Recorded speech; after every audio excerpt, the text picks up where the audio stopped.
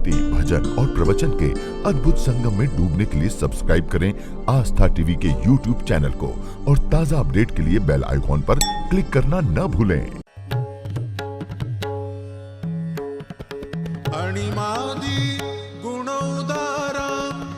नवरात्रि में चौथे दिन देवी को कुष्मांडा के रूप में पूजा जाता है। अपनी मंद हल्की हंसी के द्वारा अंड यानी ब्रह्मांड को उत्पन्न करने के कारण इस देवी को कुष्मांडा नाम से अभिहित किया गया है। जब सृष्टि नहीं थी और चारों तरफ अंधकार ही अंधकार था, तब इसी देवी ने अपने इशत हास्य से ब्रह्मांड की रचना की थी। इसलिए इसे सृष्टि की आदि स्वरूपा या आदि शक्ति कहा गया है। इस देवी की 8 भुजाएं हैं, इसलिए अष्टभुजा कहलाई। इनके 7 हाथों में क्रमशः कमंडल, धनुष, बाण, कमल पुष्प, अमृतपूर्ण कलश, चक्र और गदा है। 8वें हाथ में सभी सिद्धियों और निधियों को देने वाली जपमाला है।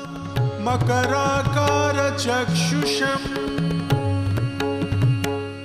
श्री कुष्मांडा के पूजन से अनाहत चक्र जागृति की सिद्धियां प्राप्त होती हैं। श्री कुष्मांडा की उपासना से जटिल रोगों से मुक्ति मिलती है। सभी कष्ट दूर हो जाते हैं। भक्तों के समस्त रोग शोक नष्ट हो जाते हैं। इस देवी का वाहन सिंह है और इन्हें कुम्हड़े की बलि प्रिय है। संस्कृत में कुम्हड़े को कुष्मांड ही कहते हैं, इसलिए देवी को कुष्मांडा। इस देवी का वास सूर्य मंडल के भीतर लोक में है।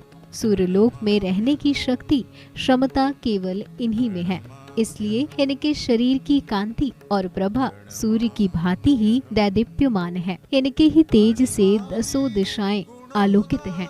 ब्रह्मांड की सभी वस्तुएं और प्राणियों में इन्हीं का तेज व्याप्त है। अचंचल और पवित्र मन से नवरात्रि के चौथे दिन इस देवी की पूजा आराधना करना चाहिए। इससे भक्तों के रोगों और शोकों का नाश होता है, साथ ही उन्हें आयु, यश, बल और आरोग्य भी प्राप्त होता है। ये देवी अत्यल्प सेवा और भक्ति से ही प्रसन्न होकर आशीर्वाद देती हैं। सच्चे मन से पूजा करने वालों को सुगमता से परम पद प्राप्त होता है। विधि विधान से पूजा करने पर भक्त को कम समय में ही कृपा का सूक्ष्म भाव अनुभव होने लगता है। ये देवी आदियों व्याधियों से मुक्त करती हैं और उसे सुख समृद्धि और उन्नति प्रदान करती हैं। अंततः इस देवी की उपासना में भक्तों को सदैव तत्पर रहना चाहिए।